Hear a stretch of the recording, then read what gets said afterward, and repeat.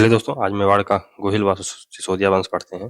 तो वर्तमान उदयपुर, चित्तौड़गढ़, राजसमंद और भीलवाड़ा जिले का दक्षिणी भाग मेवाड़ रियासत के अंतर्गत आता था। प्राचीन काल में मेवाड़ क्षेत्र को मेदपाटन या प्रागवट सिबी जनपद आदि के नाम से जाना जाता था। मेवाड़ राजवंश की कुल देवी बाणमाता थी तथा मेवाड़ राजवंश का आदर्श भाग था, जो दृढ़ रखो धर्म को तहीं रखे करतार। गोहिल वंश का प्रथम उल्लेख 643 ईस्वी के सामोली अभिलेख में मिलता है, जो शिलादित्य नामक शासक के समय का है। नैणसी और कर्नल टॉड के अनुसार गोहिल वंश की कुल 24 शाखाएं थीं। गोहिल वंश या मेवाड़ का राजवंश भारत का सर्वाधिक सम्मानित राजवंश व सर्वाधिक लंबे समय तक शासन करने वाला राजवंश माना गया है, लगभग 1350 वर्ष। राजस्थान में गोहिल वंश का आगमन आनंदपुर, गुजरात से माना जाता है। कर्नल जेम्स टॉड के अनुसार इनका आगमन वल्लभी, गुजरात से माना गया है। अबुल फजल के अनुसार ईरान के बादशाह नौसे खां आदिल के वंशज माने गए हैं, अर्थात मेवाड़ में गोहिल वंश का आगमन ईरान से हुआ है। नरसिंह भंडारकर, गोपीनाथ शर्मा ने गोहिल वंश के शासकों को ब्राह्मण माना है। गोहिल वंश के शासक प्रारंभ में प्रतिहारों के सामंत हुआ करते थे। गोहिलादित्य तो गोहिल वंश का संस्थापक, जिसने 567 ईस्वी गोहिल वंश मेवाड़ राज्य की स्थापना की थी। गोहिलादित्य आनंदपुर, गुजरात के राजा शिलादित्य का पुत्र था। बप्पा रावल तो गोहिल वंश का वास्तविक संस्थापक माना गया है, जो हारित ऋषि के आशीर्वाद से मेवाड़ का शासक बना था। हारित ऋषि के आशीर्वाद से मेवाड़ का शासक बना था। जिया चोझा के अनुसार इसका वास्तविक नाम कालभोज था। बप्पा की राजधानी नागदा थी और नागदा में सहस्त्रबाहु सासबहू के मंदिर का निर्माण इसने करवाया था। इसने वर्तमान उदयपुर में एकलिंगजी मंदिर का निर्माण करवाया था।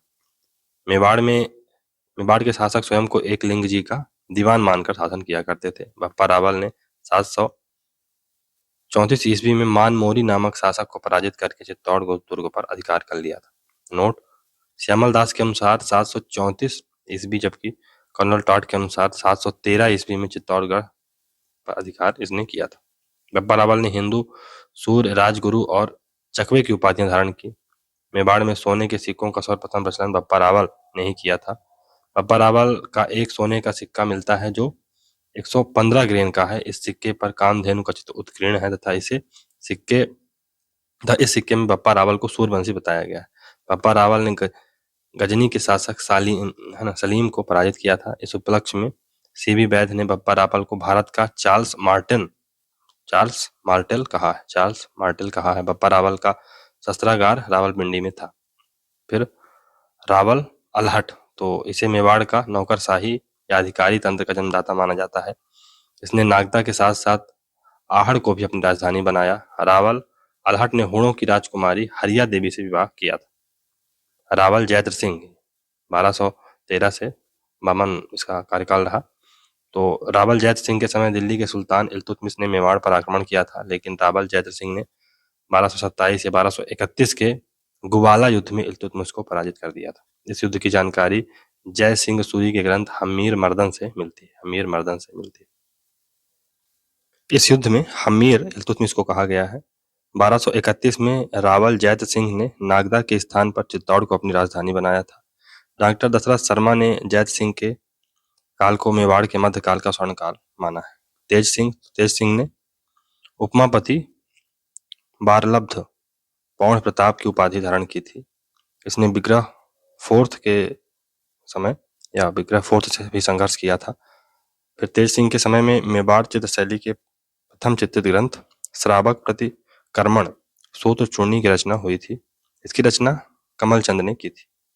रावल समर सिंह, तो चिरवा अभिलेख समर सिंह के समय का है, 1273 ईस्वी का। समर सिंह के पुत्र कुंभकर्ण ने नेपाल में गोहिल वंश की स्थापना की थी। रावल रतन सिंह, इनका शासनकाल 1302 से 1303 के बीच में रहा। तो यह रावल समर सिंह का पुत्र था। यह मेवाड़ की रावल शाखा का अंतिम शासक माना जाता है। रावल रतन सिंह के समय में 1303 में अलाउद्दीन खिलजी ने मेवाड़ पर आक्रमण किया तथा इस आक्रमण में रावल रतन सिंह अपने सेनापतियों गोरा और बादल सहित मारा गया तथा रतन सिंह की पत्नी रानी पद्मिनी ने 1600 अन्य राजपूत स्त्रियों के साथ जौहर कर लिया था, जिसे चित्तौड़गढ़ इतिहास का प्रथम साका माना जाता है। अलाउद्दीन द्वारा चित्तौड़गढ़ आक्रमण के कारण क्या थे? तो पहला तो साम्राज्यवादी नीति था, ये मुख्य कारण था। फिर दुर्ग का सामरिक महत्व, उसका भौगोलिक महत्व था। तत्कालीन कारण ये था कि जो पद्मिनी प्रकरण है, इसमें कहा जाता है कि अलाउद्दीन खिलजी द्वारा रतन सिंह की पत्नी पद्मिनी को प्राप्त करने की लालसा अलाउद्दीन के मन में थी और इसी कारण उसने आक्रमण किया था। पद्मिनी प्रकरण का उल्लेख मलिक मोहम्मद जायसी ने अपनी पुस्तक पद्मावत में किया था। पद्मावत की रचना शेरशाह सूरी के काल में 1540 ईस्वी के लगभग हुई थी। पद्मावत के अनुसार रानी पद्मिनी सिंघल द्वीप यानी श्रीलंका की राजकुमारी थी। इसके पिता का नाम गंधर्व सेन और माता का नाम चंपावती था। रतन सिंह पद्मिनी की सुंदरता का वृत्तांत हीरामन से सुनता है। अलाउद्दीन खिलजी ने पद्मिनी की सुंदरता का वृत्तांत राघव चेतन नामक तांत्रिक से सुना था। राघव चेतन नामक तांत्रिक से सुना था। 25 अगस्त 1303 को खिलजी ने चित्तौड़गढ़ दुर्ग पर अधिकार कर लिया तथा अपने पुत्र खिज्र खां को चित्तौड़गढ़ का प्रशासनिक अधिकारी नियुक्त किया तथा खिज्र खां के नाम पर ही चित्तौड़गढ़ का नाम बदलकर खिजराबाद कर दिया। फिर 1325 में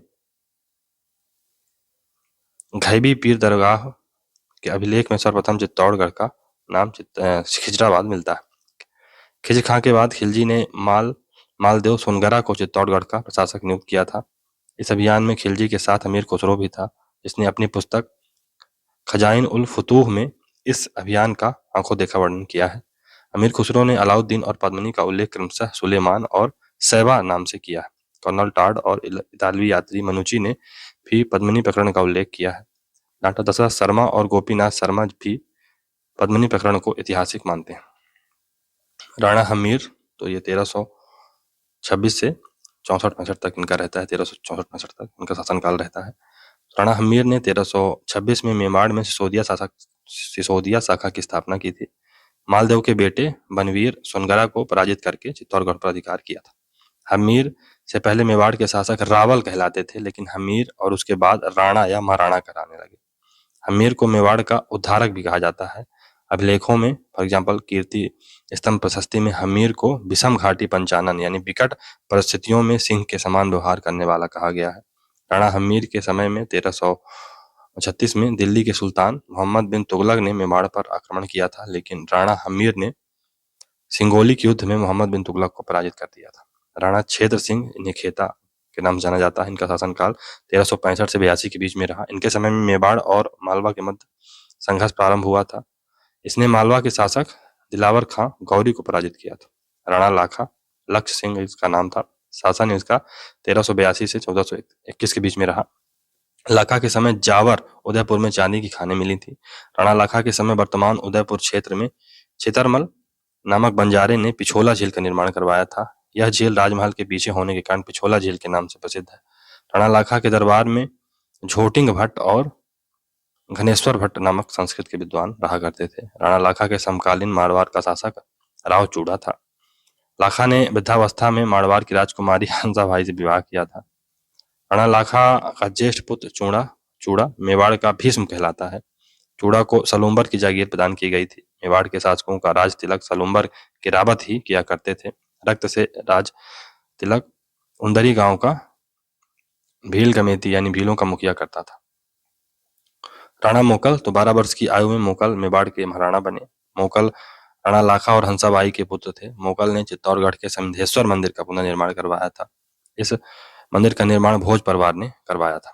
तो मना, फना, बिसल राणा मोकल के दरबारी शिल्पी और वास्तुकार थे। योगेश्वर और विष्णु भट्ट इसके दरबारी संस्कृत विद्वान थे। 1433 में चाचा और मेरा दो भाइयों ने जिलावाड़ा नामक स्थान पर राणा मोकल की हत्या कर दी थी। फिर राणा कुंभा, तो ये 1433 से 68 के बीच में इनका शासनकाल रहा। तो कुंभा का जन्म 1403 में चित्तौड़गढ़ दुर्ग में हुआ था। पिता इनके मोगल थे, माता इनकी सौभाग्य देवी थी, परमार वंश की राजकुमारी थी। राणा कुंभा को हिंदू सुल्तान या हिंदू सुल्तान भी कहा जाता है। राणा कुंभा को कला, कलम, कटार की घनी माना गया है, मतलब इनको कला, कमल और कटार का धनी माना गया है। ठीक है।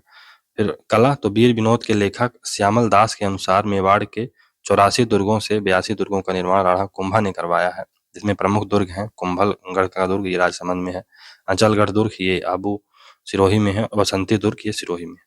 राणा कुंभा ने मेरों के दमन के लिए मचान दुर्ग व भीलों पर नियंत्रण के लिए भोमट दुर्ग का निर्माण किया था। अनेक दुर्गों का स्वामी होने के कारण राणा कुंभा को हाल गुरु की उपाधि प्राप्त हुई थी। कुंभा को राजस्थानी स्थापत्य और या राजस्थानी दुर्ग स्थापत्य का जनक कहा जाता है। राणा कुंभा ने चित्तौड़ दुर्ग, कुंभलगढ़ दुर्ग, अचलगढ़ दुर्ग तीनों दुर्गों में विष्णु मंदिरों का निर्माण करवाया था। इन तीनों विष्णु मंदिरों को कुंभ स्वामी मंदिर के नाम से जाना जाता है। विजय स्तंभ कुंभा ने 1437 में सारंगपुर युद्ध में मालवा के शासक महमूद खिलजी फर्स्ट पर विजय के उपलक्ष्य में चित्तौड़गढ़ में विजय स्तंभ दुर्ग का निर्माण करवाया था। इस विजय स्तंभ की कुल ऊंचाई 37 मीटर मतलब 122 फीट थी। यह स्तंभ 9 मंजिला होने के कारण इसे नौखड़ा महल भी कहा जाता है। इस स्तंभ के निर्माण के मुख्य सूत्रधार जेता, पूजा, नापा और मोपा थे। मोपा नहीं, पोमा थे।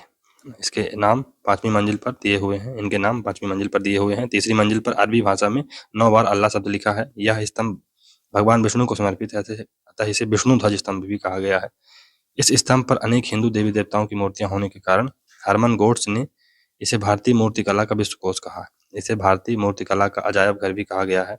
यह स्तंभ बिजली के गिरने के कारण क्षतिग्रस्त हो गया था, तब उसका पुनर्निर्माण राणा स्वरूप सिंह ने करवाया था।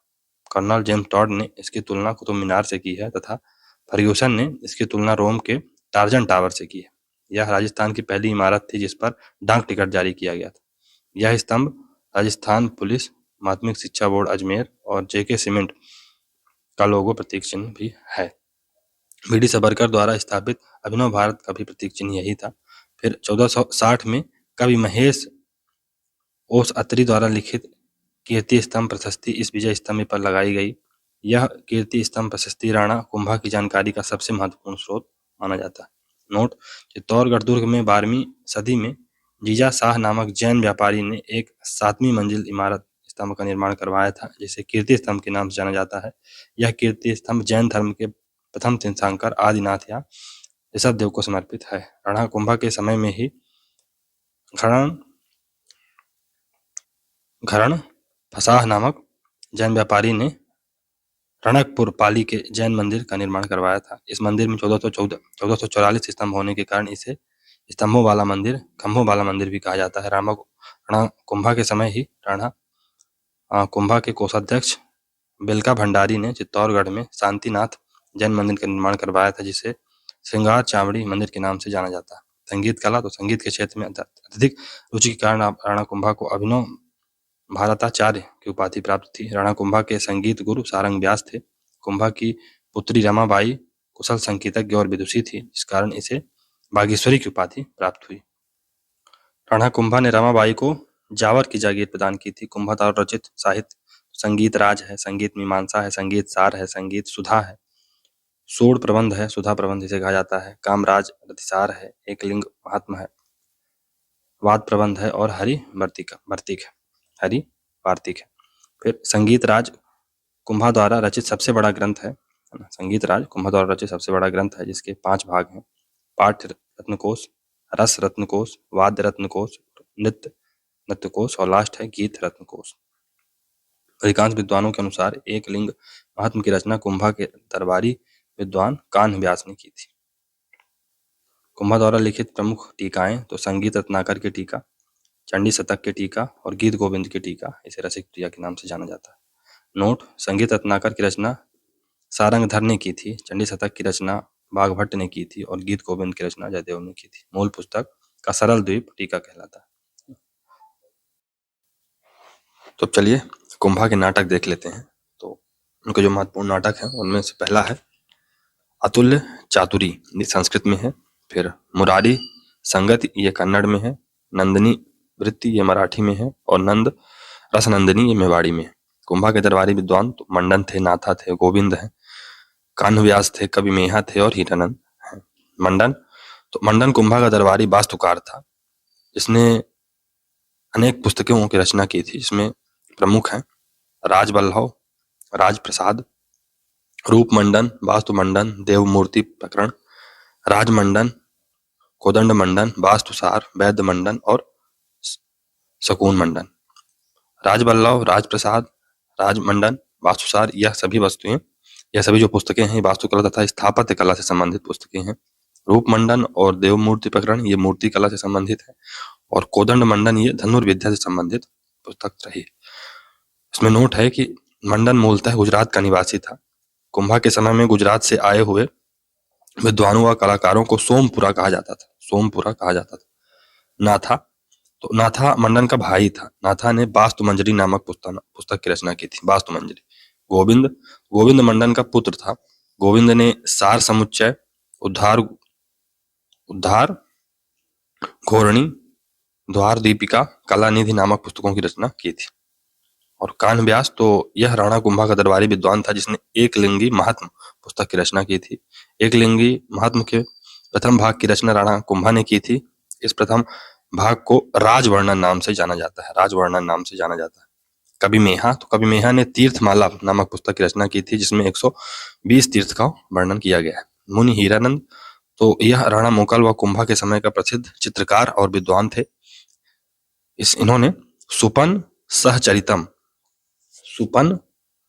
सहचर्यम नामक पुस्तक की रचना की थी। कुंभा इन्हें अपना गुरु मानते थे। राणा कुंभा के समय के जैन विद्वानों में सोमदेव थे, सोम सुंदर थे, मुनि सुंदर थे, सुंदर सूरी थे, भुवन सुंदर सूरी थे, सुंदर गणि थे और टिल्ला भट्ट थे। कुंभा की युद्ध नीति है उसे कटार कहा गया है। तो राणा कुंभा ने मालवा के शासक महमूद खिलजी फर्स्ट को 1437 के सारंगपुर युद्ध में पराजित कर दिया था। राणा कुंभा ने बूंदी के शासक बेरीसाल, सिरोही के शासक सहसमल देवड़ा को भी पराजित किया था।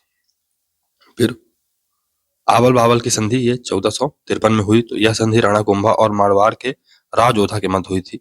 राव जोधा राव रणमल का पुत्र था। इस संधि के माध्यम से मेवाड़ और मारवाड़ राज्यों की सीमाओं का निर्धारण किया गया था।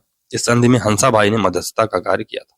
चंपानेर की संधि ये 1456 में होती है। तो यह संधि मालवा के शासक महमूद खिलजी प्रथम और गुजरात के शासक कुतुबुद्दीन अहमद के मध्य हुई थी। यह संधि राणा कुंभा के विरुद्ध गठबंधन संधि थी। बदनौर का युद्ध 1457 में होता है। तो यह युद्ध मालवा और गुजरात की संयुक्त सेना और कुंभा के मध्य हुआ था। इस युद्ध में कुंभा की विजय हुई थी। नागौर के उत्तराधिकार का प्रश्न। नागौर में सत्ता प्राप्ति के लिए मुजाहिद खां और शम्स खां के मध्य संघर्ष चल रहा था। इस संघर्ष में राणा कुंभा ने शम्स खां का सहयोग किया और उसे नागौर का शासक बना दिया। लेकिन शम्स खां कुंभा के विरुद्ध गुजरात के कुतुबुद्दीन अहमद शाह की शरण में चला गया, जो गुजरात और राणा कुंभा के मध्य संघर्ष का एक कारण बना। फिर 1468 में कुंभलगढ़ में मामादेव के तालाब के समीप कुंभा के बेटे उदा ने राणा कुंभा की हत्या कर दी और स्वयं शासक बन बैठा। राणा उदा, इसे मेवाड़ का पितृहंता शासक के रूप में जाना जाता है। इसकी मृत्यु 1472 में बिजली गिरने के कारण हुई थी। फिर अब नेक्स्ट है राणा रायमल। तो ये 1472 से 1509 के बीच में रहे। राणा रायमल ने राम, शंकर और समय नामक 3 तालाबों का निर्माण करवाया था। इसने एक लिंगजी मंदिर का पुनर्निर्माण करवाया, उसे बड़ा किया था। फिर राणा रणमल का दरबारी शिल्पी व वास्तुकार अर्जुन था। राणा रणमल ने चित्तौड़ में अद्भुत शिव मंदिर का निर्माण करवाया और इसे अदब्ज शिव मंदिर भी कहा जाता है। राणा रणमल की पत्नी सिंगार कंवर ने चित्तौड़ के खोसुंडी में एक बावड़ी का निर्माण करवाया था। रायमल का ज्येष्ठ पुत्र पृथ्वीराज सिसोदिया तेज धावक होने के कारण उड़ने वाला राजकुमार व पृथ्वीराज भगाड़ा कहलाता है। राणा रणमल के 13 पुत्र थे, जिनमें से 3 पुत्रों यानी पृथ्वीराज, जयमल और संग्राम सिंह के मध्य उत्तराधिकार के लिए संघर्ष हुआ था। राणा सांगा, तो संग्राम सिंह इनको कहा जाता है। शासनकाल 1509 से 1528 के बीच रहा। पिता इनके राणा रायमल थे और माता रतन कंवर।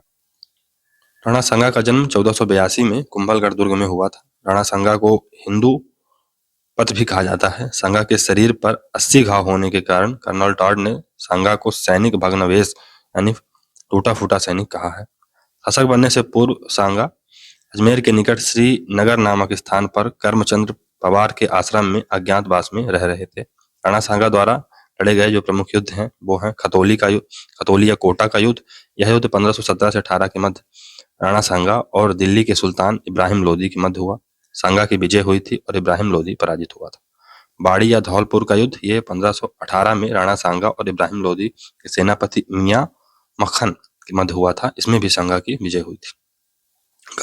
कागरोन या झालावाड़ का युद्ध ये 1519 में होता है। यह युद्ध सांगा और मालवा के शासक महमूद खिलजी सेकंड के मध्य हुआ था। इस युद्ध में महमूद खिलजी सेकंड की पराजय हुई थी। सांगा ने महमूद खिलजी को 6 माह तक बंदी बनाकर रखा था। महमूद खिलजी को हरिदास चारण ने बंदी बनाया था। इस कारण हरिदास को सांगा ने 12 गांवों की जागीर प्रदान की थी। बयाना या भरतपुर का युद्ध ये फरवरी 1527 को होता है। यह युद्ध सांगा और बाबर की सेनापति मेहदी ख्वाजा के मध्य लड़ा गया था। राणा सांगा की इसमें विजय हुई थी। फिर खानवा या भरतपुर का युद्ध 17 मार्च 1527 को होता है। यह युद्ध सांगा और बाबर के मध्य हुआ। इस युद्ध में इब्राहिम लोदी के भाई महमूद लोदी और मेवात के सरदार हसन खां मेवाती ने सांगा की ओर से भाग लिया था। हसन खां मेवाती सांगा की ओर से युद्ध में लड़ता हुआ मारा गया था। इस युद्ध से पूर्व सांगा ने पांती पर्वन की परंपरा का निर्वहन किया। इस परंपरा के अंतर्गत बाह्य संकट के समय स्वजातीय शासकों और सरदारों को युद्ध में सहयोग के लिए आमंत्रित किया जाता है। इस युद्ध में मेवाड़ के शासक राव गंगा ने अपने पुत्र मालदेव को तथा बीकानेर के शासक राव जयसी ने अपने पुत्र कल्याणमल को सांगा की सहायता के लिए युद्ध में भेजा था। इस युद्ध में डूंगरपुर यानी बागड़ के रावल उदय सिंह, सलूम्बर के रावत रतन सिंह, चंदेरी का मदनी राय, अमेर या ढूंढार का पृथ्वीराज कछवाहा, इडर का भारमल, हलवत का कठियावाड़ के राज सिंह का पुत्र झाला और गोगुंदा या छोटी सादड़ी के झाला सज्जा आदि ने राणा सांगा की ओर से खानवा के युद्ध में भाग लिया था। रायसेन ने सलहदी तवर और नागौर के खानजादा से भी सांगा की ओर से भाग लिया था। तो रायसेन ने सलहदी तवर और नागौर के खानजादा ने भी सांगा की ओर से भाग लिया था, लेकिन इन दोनों ने राणा सांगा के साथ विश्वासघात किया। मिर्ता के बीरम देव ने भी सांगा की ओर से भाग लिया था। सलहदी तवर सांगा का दूत बनकर बाबर के पास काबुल भी गया था। बाबर ने इस युद्ध को जिहाद घोषित किया था तथा इस युद्ध में विजय के बाद गाजी की उपाधि उसने धारण की थी। इस युद्ध में बाबर की विजय का सबसे मुख्य कारण था बाबर द्वारा तुगलुका युद्ध पद्धति का उपयोग करना था, तोप खाने का प्रयोग करना और एक महत्वपूर्ण इसमें घटना थी। राजस्थान में सर्वप्रथम तोपों का उपयोग खानवा युद्ध में हुआ था जो बाबर ने किया था। 30 जनवरी 1528 को कल्पी यूपी नामक स्थान पर राणा सांगा की मृत्यु हुई थी तथा भीलवाड़ा के मांडलगढ़ नामक स्थान पर सांगा का अंतिम संस्कार किया गया था। मांडलगढ़ में ही सांगा की छतरी बनी हुई है। मांडलगढ़ नोट क्या है कि राणा सांगा के समय गुजरात का शासक मुजफ्फर खां सेकंड था। सांगा और गुजरात के मध्य संघर्ष का तत्कालीन कारण इडर के उत्तराधिकार का प्रश्न था। 1520 में भारमल और रायमल के मध्य इडर के सिंहासन के लिए संघर्ष हुआ, जिसमें भारमल का पक्ष मुजफ्फर खां सेकंड ने लिया था और रायमल का पक्ष राणा सांगा ने लिया था। राणा सांगा ने मुजफ्फर और भारमल दोनों को पराजित करके रायमल को इडर का शासक बनवाया था, लेकिन खानवा युद्ध के समय इडर का शासक भारमल था और भारमल ने खानवा युद्ध में सांगा का सहयोग किया था। मीराबाई राणा सांगा के ज्येष्ठ पुत्र भोजराज की पत्नी थी। भोजराज की मृत्यु खानवा युद्ध से पहले ही हो चुकी थी। राणा सांगा की मृत्यु के बाद रतन सिंह मेवाड़ का शासक बना था। अब राणा रतन सिंह का टाइम आता है 1528 से 1531। राणा रतन सिंह बूंदी के सूरजमल हाड़ा के विरुद्ध युद्ध करते हुए मारा गया था। राणा विक्रमादित्य 1531 से 35, पिता राणा सांगा, माता रानी कर्मावती और संरक्षिका कर्मावती। 1533 में गुजरात के शासक बहादुर खान ने मेवाड़ पर आक्रमण किया तथा रानी कर्मावती ने हुमायूं के पास राखी भेजकर सहायता की प्रार्थना की थी, लेकिन हुमायूं ने सहायता नहीं की थी। परिणामतः रानी कर्मावती ने रणथंभौर का किला बहादुर शाह को सौंप दिया और बहादुर शाह के साथ संधि कर ली। 1534-35 में बहादुर शाह ने पुनः मेवाड़ पर आक्रमण किया। इस आक्रमण के समय रानी कर्मावती ने 13,000 राजपूत स्त्रियों के साथ जौहर किया, जिसे चित्तौड़ का दूसरा सागा और राजस्थान का सबसे बड़ा जौहर माना जाता है। इस जौहर की जानकारी ताम्र पत्र से मिलती है।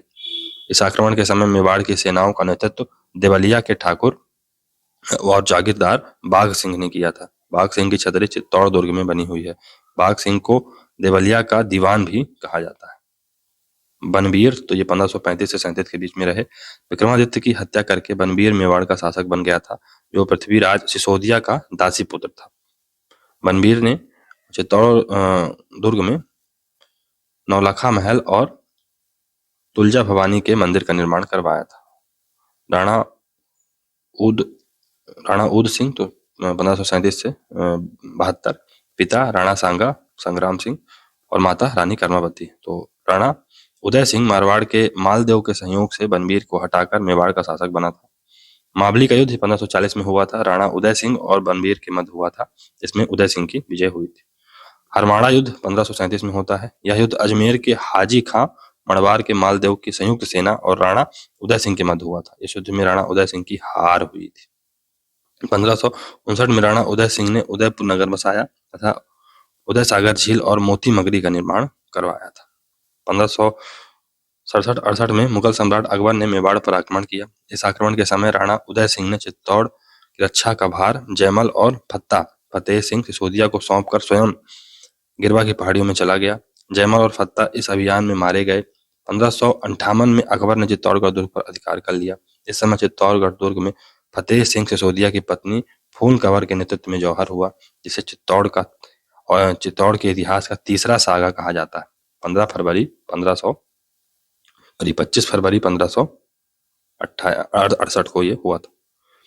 अकबर ने जयमल व फत्ता की वीरता से प्रभावित होकर उसकी पत्थर की बनी हुई मूर्तियां आगरा के किले के दरबार पर लगवाई थी। जयमल राठौर तो मेड़ता का शासक था, जो 1562 में उदय सिंह की शरण में आया था। फतेह सिंह व फत्ता ये आमेर राजसमंद का जागीरदार था। आमेर राजसमंद का फतेह सिंह या फत्ता आमेर राजसमंद का जागीरदार था। महाराणा प्रताप तो शासनकालीन का 1572 से 1597। पिता राणा उदय सिंह, माता जयवंताबाई जो पाली अखय राज सोनगरा की पुत्री थी, पत्नी अजबदे पवार जो बिजौलिया के जागीरदार की पुत्री थी। जन्म इनका 9 मई 1540 को कुंभलगढ़ दुर्ग में हुआ था, ज्येष्ठ शुक्ल तृतीया को। प्रताप का राज्यारोहण 28 फरवरी 1572 को घुगुंदा में होली के दिन हुआ था। प्रताप की मृत्यु 19 जनवरी 1597 को चावड़ में हुई थी। नोट कि प्रताप का जन्म विक्रम संवत 1597 को और मृत्यु ईसवी संवत 1597 को हुई थी। दोनों अलग अलग है ना, विक्रम संवत 1597 और ईसवी संवत 1597। भगवान का प्रताप का बचपन का नाम था कीका। इसे भीलों द्वारा संबोधित नाम क्या था? कीका था। बचपन का नाम या भीलों द्वारा संबोधित नाम क्या था? कीका। साहित्यिक नाम पाथल था। कन्हैयालाल सेठिया ने पीथल और पाथल नामक कविता की रचना की थी, जिसमें कुंवर पृथ्वीराज राठौर को पीथल व महाराणा प्रताप को पाथल कहा गया था। प्रताप के पिता उदय सिंह ने भटियाणी रानी यानी धीर बाई के प्रभाव में आकर प्रताप के स्थान पर जगमाल को अपना उत्तराधिकारी घोषित कर दिया। अतः उदय सिंह की मृत्यु के बाद जगमाल ही गद्दी पर बैठा, लेकिन मेवाड़ के सरदारों ने जगमाल को गद्दी से हटाकर प्रताप का राज्याभिषेक करा दिया। जगमाल अकबर की शरण में चला गया और अकबर ने जगमाल को जहाजपुर की जागीर प्रदान कर दी। जगमाल 1583 में दताड़ी युद्ध में मुगलों की ओर से भाग लेते हुए सिरोही के शासक देवड़ा सुरताड़ से लड़ते हुए मारा गया था। अकबर द्वारा प्रताप के पास भेजे गए दूत तो जलाल खां कोरची ये 1572 में आया था, मान सिंह ये 1573 में आए, भगवान दास ये 1573 में आए, फिर टोडरमल ये 1573 में आए। हल्दी घाटी युद्ध ये 18 या 21 जून 1576 को हुआ था। यह युद्ध अकबर और महाराणा प्रताप के मध्य हुआ। इस युद्ध में अकबर की सेना का नेतृत्व मान सिंह और आसफ खान ने किया था। अकबर की सेना हरावल दस्ता माने अग्रिम पंक्ति का नेतृत्व सैयद हासिम और जगन्नाथ कछवाहा ने किया था तथा चंद्रावल दस्ते का नेतृत्व मेहतर खां ने किया था। मेहतर खां मुगल सेना की रिजर्व टुकड़ी का भी प्रधान हुआ करता था। प्रताप की सेना का नेतृत्व स्वयं प्रताप ने किया था, लेकिन प्रताप की सेना के हरावल दस्ते का नेतृत्व हकीम खां सूरी ने किया था। प्रताप की सेना के चंद्रावल दस्ते का नेतृत्व भील नेता पूंजा ने किया था। इस युद्ध के समय मान सिंह ने अपना सैन्य पड़ाव मोलेला गांव में डाला था तथा महाराणा प्रताप ने अपना सैन्य पड़ाव लौह सिंहा नामक गांव में डाला था। इस युद्ध के समय हाथियों की भी लड़ाई हुई थी, जिसमें अकबर के प्रमुख हाथी गजराज, गजमुक्ता, रण मंदार तथा प्रताप के हाथी लूणा और राम प्रसाद थे। नोट कि मान सिंह के हाथी का नाम मर्दाना था तथा अकबर के हाथी का नाम हवाई था, जो अकबर का निजी हाथी था। राम प्रसाद हाथी मुगलों द्वारा पकड़ लिया गया था। बाद में अकबर ने उसका नाम बदलकर पीर प्रसाद कर दिया था। इस युद्ध में ग्वालियर का शासक राम सिंह तंवर प्रताप की ओर से लड़ते हुए अपने पुत्रों और पोत्रों तीनों पीढ़ियों सहित मारा गया था। इस युद्ध में झाला बीता यानी झाला मन्ना ने प्रताप का राजकीय छत्र धारण करके प्रताप के प्राण बचाए थे। झाला मन्ना ने हल्दी घाटी युद्ध में प्रताप के प्रमुख सेनापति तो हाकिम खां सूरी, कृष्णदास चोड़ावत सलूम्बर के थे, राम शाह तंवर ग्वालियर, भीम सिंह सरदारगढ़, रावत सांगा ये देवगढ़ के थे, रामदास जयमल राठौर और मेड़ता का पुत्र था ये, और भामा शाह और ताराचंद ये प्रमुख सेनापति थे। फिर झाला बीदा या मन्ना बड़ी सादड़ी से थे ये, मान सिंह सोनगरा पाली, पुरोहित जगन्नाथ, पुरोहित गोपीनाथ, जैसाचारण, पूजा भील और माला सांधु और रामा सांधु ये चारण कवि थे। अकबर का दरबारी इतिहासकार बदायूनी इस युद्ध का प्रत्यक्षदर्शी था। उसने अपनी पुस्तक मुंतखाब उल तवारिफ में इस जो युद्ध है उसका आंखों देखा वर्णन किया है। इस युद्ध में प्रताप का प्रिय घोड़ा चेतक घायल होकर मारा गया। चेतक का चबूतरा बलीचा उदयपुर में बनाया गया है। राज प्रशस्ति अमर काव्य वंशावली और सगत रासो के अनुसार हल्दी घाटी युद्ध में प्रताप का छोटा भाई शक्ति सिंह भी उपस्थित था, जिसने चेतक की मृत्यु के बाद अपना घोड़ा प्रताप को दिया था। अब राज प्रशस्ति अमर काव्य वंशावली और सगत रासो गिरधर आंसिया ये रणछोड़ भट्ट ने लिखी। रणछोड़ भट्ट हल्दी घाटी युद्ध के विभिन्न नाम तो हल्दी घाटी युद्ध को हल्दी घाटी युद्ध कर्नल जेम्स टॉड ने कहा है। मेवाड़ का थर्मोपल्ली ये कर्नल जेम्स टॉड ने मेवाड़ का थर्मोपल्ली कहा है। फिर लौ सिंघा का युद्ध प्रताप का सैन्य पड़ाव था। हाथियों की लड़ाई, फिर बादशाह के बाग का युद्ध ये एल श्रीवास्तव ने कहा है। बादशाह के बाग का युद्ध, रक्त तलाई का युद्ध इसी स्थान पर युद्ध लड़ा गया था। फिर खमनोर का युद्ध अबुल फजल ने कहा है और गोगोंदा का युद्ध बदायूं ने कहा। यद्यपि सैन्य दृष्टि से अकबर की विजय हुई थी, लेकिन अकबर अपने वास्तविक उद्देश्य में यानी अधीनता स्वीकार कराने में महाराणा प्रताप द्वारा असफल रहा था। अतः इस युद्ध को अनिर्णित युद्ध माना जा सकता है। राज प्रशस्ति के अनुसार इस युद्ध में महाराणा प्रताप की विजय हुई थी। सबका अपना अपना दावा है। कुंभलगढ़ युद्ध ये 1578 में होता है। इस युद्ध में अकबर की सेना का नेतृत्व शाहबाज खां ने किया था। शाहबाज खां ने अपने 3 अभियानों के माध्यम से कुंभलगढ़ दुर्ग पर अधिकार किया था। इस समय कुंभलगढ़ दुर्ग का किलेदार भाण सोनगरा था, जो इस युद्ध में मारा गया था।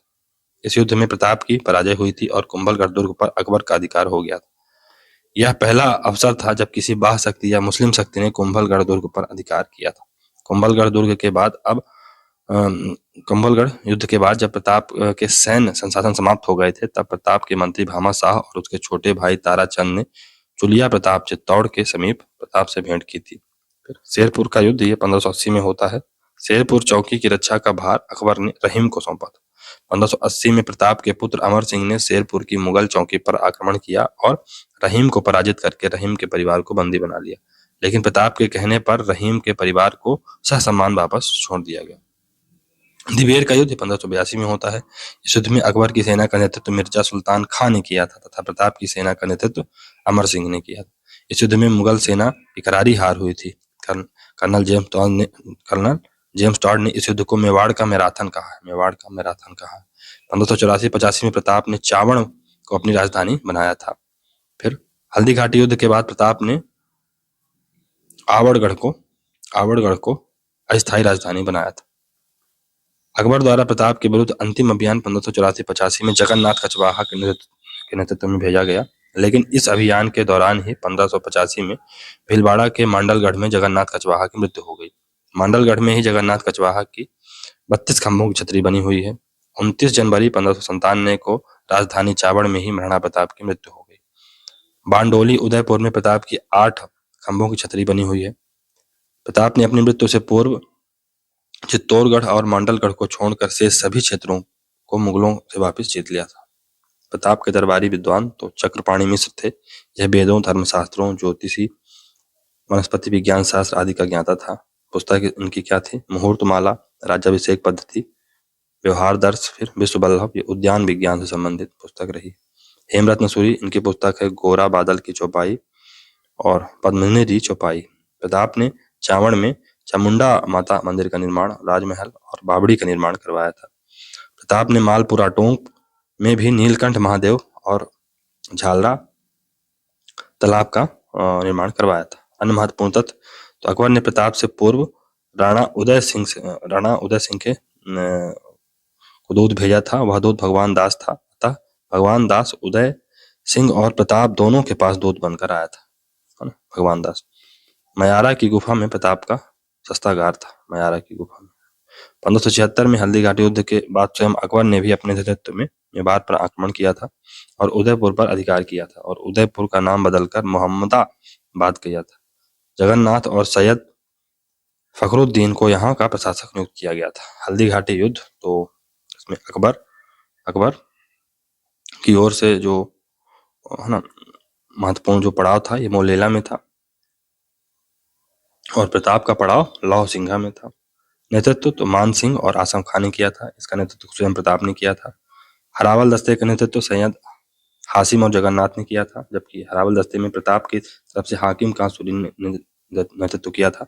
चंद्रावल दस्ते का नेतृत्व अकबर की ओर से महतर खान ने किया था और प्रताप की ओर से राणा पूजा भील ने किया था। बदायूनी में इसमें 5000 सैनिक थे और यहाँ पर 3000 सैनिक थे जो युद्ध हुआ था जहाँ। और श्यामल दास के अनुसार, एक्चुअली ये बात ये है कि बदायूं ने क्या कहा, बदायूं ने कहा कि अकबर के पास 5000 सैनिक थे और महाराणा प्रताप के पास 3000 सैनिक थे, जबकि श्यामल दास क्या कहता है कि अकबर के पास 80,000 सैनिक थे और महाराणा प्रताप के पास 20,000 सैनिक थे। प्रताप की मृत्यु के समय अकबर लाहौर में था। प्रताप की मृत्यु की सूचना अकबर को दुरसा आड़ा ने दी थी। दुरसा आड़ा ने विरुद्ध छत्री नामक पुस्तक की रचना की थी जिसमें प्रताप के शौर्य का वर्णन है। प्रताप की मृत्यु के बाद उसका पुत्र अमर सिंह मेवाड़ का शासक बना था। अब राणा अमर सिंह के बारे में पढ़ेंगे। 1597 से 1620 तो शासक, तो राणा अमर सिंह का जो टाइम पीरियड रहा है 1597 से 1620 के बीच में रहा है। इसमें जो महत्वपूर्ण शासक, जैसे प्रताप के प्रधानमंत्री कौन थे? भामाशाह थे। अमर सिंह के प्रधानमंत्री जीवा सिंह थे और कर्ण सिंह के प्रधानमंत्री अक्षराज थे। दिवारी युद्ध ये 1605 में होता है। अमर सिंह और जहांगीर के मध्य हुआ था। इस युद्ध में मुगल सेना का नेतृत्व शहजादा परवेज ने किया था। यह युद्ध अनिर्णीत रहा था। यह युद्ध जहांगीर द्वारा अमर सिंह के विरुद्ध भेजा गया प्रथम अभियान था। मुगल मेवाड़ संधि, तो यह संधि 5 फरवरी 1615 को अजमेर में हुई थी। इस संधि में मेवाड़ का प्रतिनिधित्व शुभकरण और हरिदास ने किया था तथा मुगलों का प्रतिनिधित्व शहजादा खुर्रम शाहजहां ने किया था। इस संधि के माध्यम से मेवाड़ ने मुगलों की अधीनता स्वीकार की थी। अकबर सिंह मेवाड़ का पहला शासक था जिसने मुगलों की अधीनता स्वीकार कर ली थी। इस संधि के अनुसार मेवाड़ मुगलों की अधीनता स्वीकार करेगा, लेकिन मेवाड़ के राणा को मुगल दरबार में उपस्थित होने से छूट रहेगी। मेवाड़ का युवराज ही मुगल दरबार में उपस्थित होगा। जहांगीर ने युवराज कर्ण को 5000 का मनसब प्रदान किया था। मेवाड़ का वैवाहिक संबंध स्थापित करने से इनको छूट दी गई थी। मेवाड़ और मुगलों का वैवाहिक संबंध नहीं होगा। चित्तौड़ का किला मेवाड़ को वापस दे दिया जाएगा, लेकिन उनका पुनर्निर्माण नहीं किया जाएगा। 1000 घुड़सवार सैनिकों की सहायता दी जाएगी। और अमर सिंह के समय चित्रकला की चावड़ शैली का विकास हुआ था। राजा कर्ण सिंह 1620 से 28 तो मुगल दरबार में उपस्थित होने वाला मेवाड़ का पहला शासक था।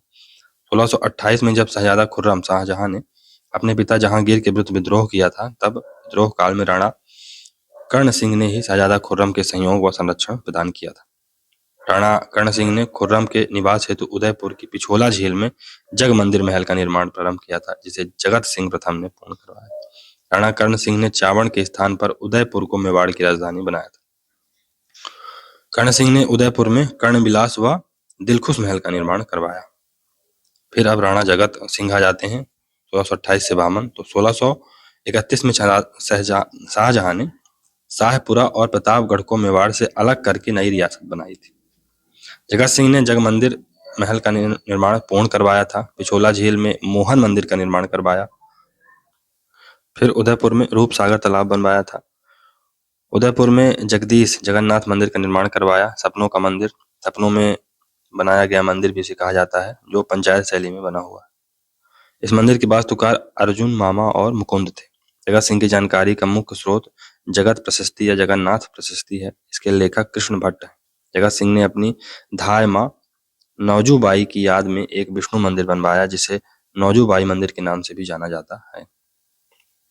राणा राज सिंह, इसका शासनकाल 1652 से 80।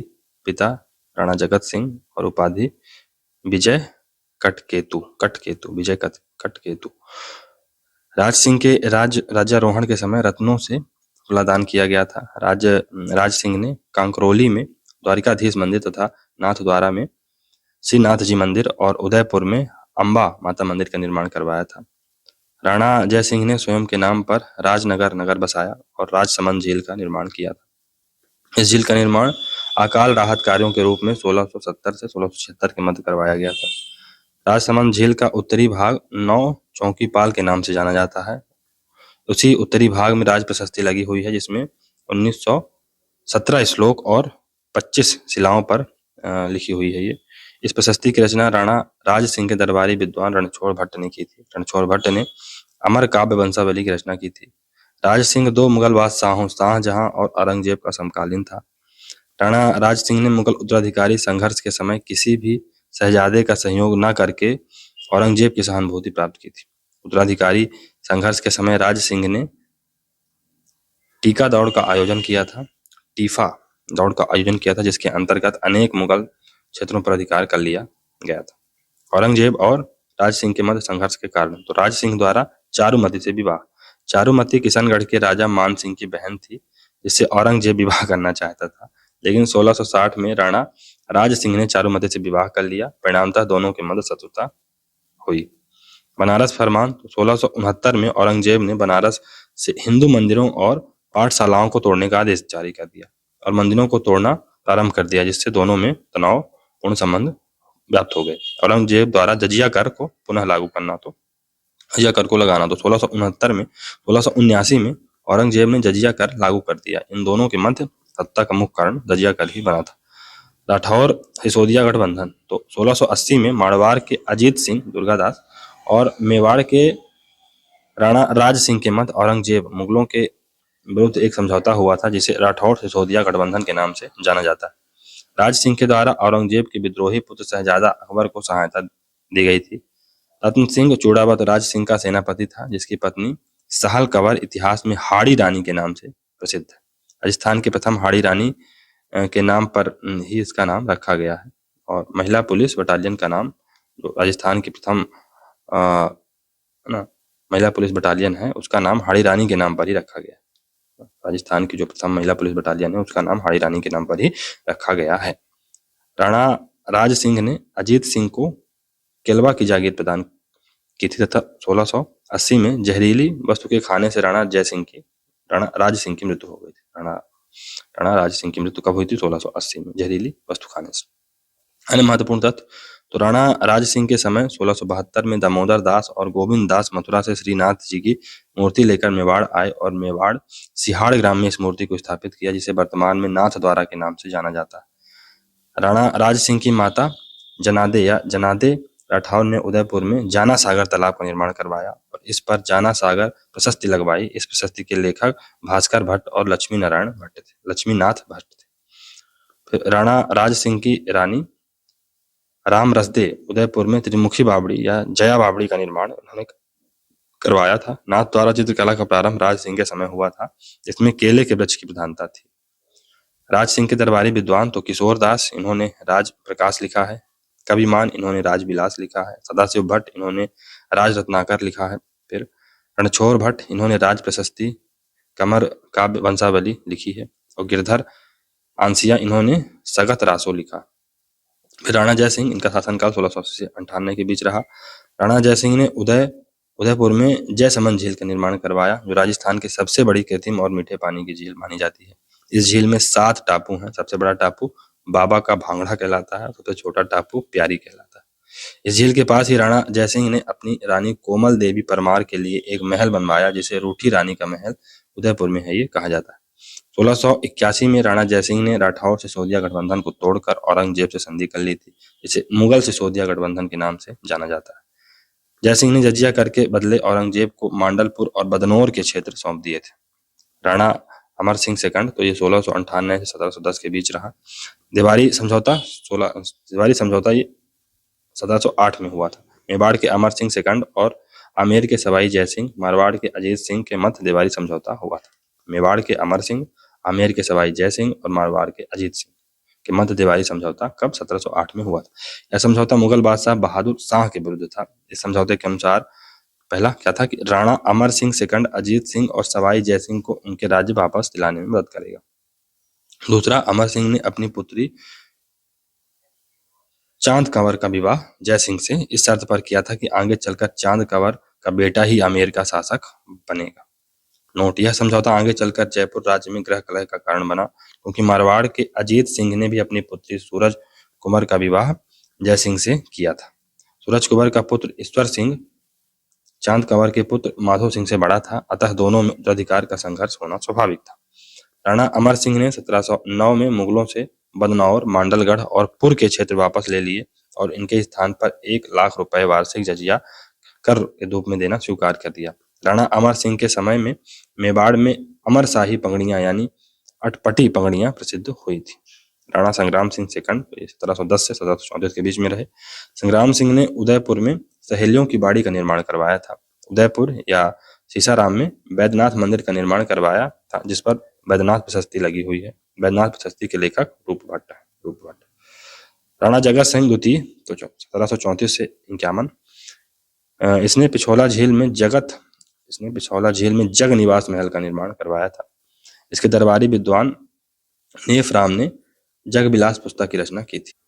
तो नेक्स्ट है हुरडा सम्मेलन। 17 जुलाई 1734 को भीलवाड़ा के हुरडा नामक स्थान पर मराठों के आक्रमणों से बचने के लिए राजपूत राजाओं का एक सम्मेलन हुआ, जिसकी अध्यक्षता मेवाड़ के राणा जगत सिंह सेकंड ने की थी। इस सम्मेलन में भाग लेने वाले प्रमुख शासक तो मेवाड़ के जगत सिंह सेकंड थे, अध्यक्षता की थी इन्होंने। आमेर के सवाई जयसिंह मुख्य आयोजनकर्ता थे। मारवाड़ के अभय सिंह थे, नागौर के बख्त सिंह थे, बीकानेर के जोरावर सिंह थे, किशनगढ़ के राज सिंह थे, बूंदी के दलेल सिंह थे, कोटा के दुर्जनसाल थे और करौली के गोपाल सिंह थे। राणा भीम सिंह तो ये 1778 से 1828 के बीच में रहे। राजकुमारी कृष्णा भीम सिंह की पुत्री थी। राजकुमारी कृष्णा के विवाह के प्रश्न को लेकर मारवाड़ और जयपुर राज्य के मध्य 1807 में गिंगोली का युद्ध हुआ। 1810 में जहर देने के कारण राजकुमारी कृष्णा की मृत्यु हुई थी। जनवरी 1818 में राणा भीम सिंह ने अंग्रेजों की अधीनता और सहायक संधि स्वीकार करने वाला मेवाड़ का पहला शासक बना था। भीम सिंह के समय में ही फरवरी 1818 में कर्नल जेम्स टॉड मेवाड़ के पॉलिटिकल एजेंट बनकर आए थे, जो मेवाड़ के प्रथम पॉलिटिकल एजेंट थे। राणा सरदार सिंह तो इसके समय 1841 में मेवाड़ भील कोर सेना का गठन हुआ था, जिसका 1950 में राजस्थान पुलिस में विलय कर दिया गया था। राणा स्वरूप सिंह तो 1842 से 61, 1857 की क्रांति के समय मेवाड़ के शासक थे। इन्होंने विजय स्तंभ और पिछोला झील की मरम्मत का कार्य करवाया था। इन्होंने 1861 में सती प्रथा पर प्रतिबंध लगा दिया था। 1861 में ही इनकी मृत्यु हुई थी। इसके साथ एंजाबाई नामक पासवान रानी सती हो गई थी, जो सती होने की मेवाड़ की अंतिम घटना मानी जाती है। फिर राणा शंभू सिंह, तो इनकी प्रेरणा से ही कवि श्यामल दास ने वीर विनोद की रचना प्रारंभ की थी, जिसमें मेवाड़ राज्य का इतिहास है। अंग्रेजों ने इसे केसरे हिंद और grand commander of the star of India की उपाधि प्रदान की थी। राणा सज्जन सिंह 1876 में सज्जन कीर्ति सुधाकर नामक राजस्थान के प्रथम साप्ताहिक पत्रिका का प्रकाशन प्रारंभ किया। 1877 में देश हितैषणी सभा की स्थापना की थी। 1877 में ही लॉर्ड लिटन द्वारा आयोजित दिल्ली दरबार में आमंत्रित किए गए थे और दिल्ली दरबार में इन्होंने भाग लिया था। 1877 में ही इजलास खास नामक प्रशासनिक संस्था की स्थापना की गई थी, जो 15 सदस्यों की एक समिति थी। 1880 में महेंद्र राज सभा की स्थापना की, जो एक प्रकार की न्यायिक संस्था थी। इनके समय में वायसराय लॉर्ड नॉर्थब्रुक ने 1875 में उदयपुर आए थे। वायसराय लॉर्ड रिपन 1871 में चित्तौड़ आया। लॉर्ड रिपन ने 1881 में राणा सज्जन सिंह को चित्तौड़ में grand commander of the star of India की उपाधि प्रदान की थी। 1883 में स्वामी दयानंद सरस्वती ने उदयपुर में परोपकारिणी सभा की स्थापना की थी। 1883 में स्वामी दयानंद सरस्वती। राणा फतेह सिंह, तो इनके समय 1889 में AGG वाल्टर ने उदयपुर में राजपूत हितकारिणी सभा की स्थापना की थी। इन्हीं के समय 1897 में बिचौलिया किसान आंदोलन प्रारंभ हुआ था।